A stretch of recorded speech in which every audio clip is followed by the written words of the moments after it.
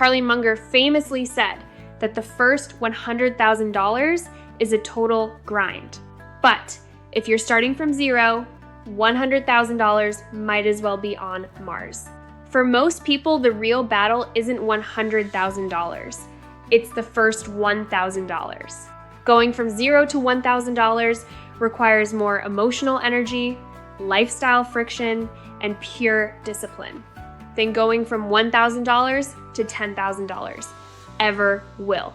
Today, let's break down why that first milestone feels like moving a mountain, and why everything gets dramatically easier right after you hit it. In physics, static friction is always higher than kinetic friction. It takes way more force to get a stationary object moving than it does to keep it rolling. Your finances work the exact same way. When you have zero savings, your baseline habits are calibrated to spend 100% of your income. To save that first $1,000, you have to actively fight every single built-in routine. Canceling subscriptions you forgot you had. Saying no to weekend dinners. Budgeting line by line for the first time. Every dollar saved feels like a direct sacrifice. You're building the engine while trying to drive the car.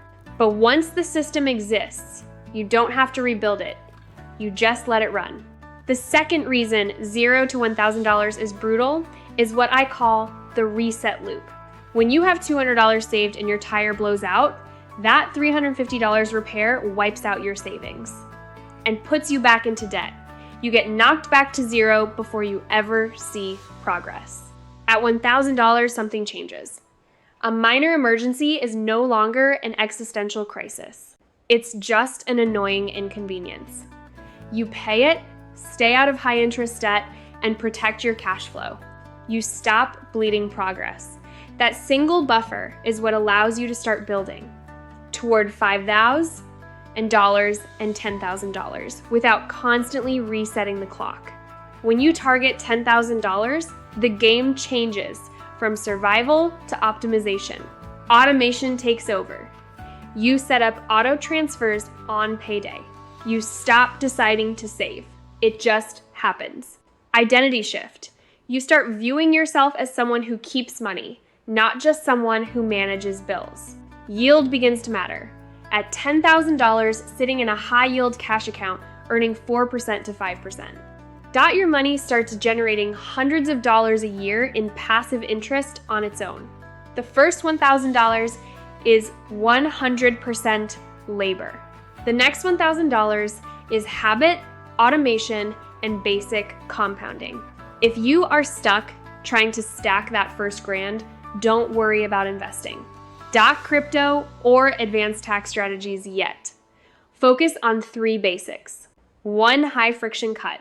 Temporarily slash your biggest discretionary leak for 60 days. Keep it separate. Move the savings to a separate account so you don't accidentally spend it. Treat it as untouchable. This is your floor, not spending money. Get to $1,000 by any means necessary. Once you're there, the hardest part is already behind you.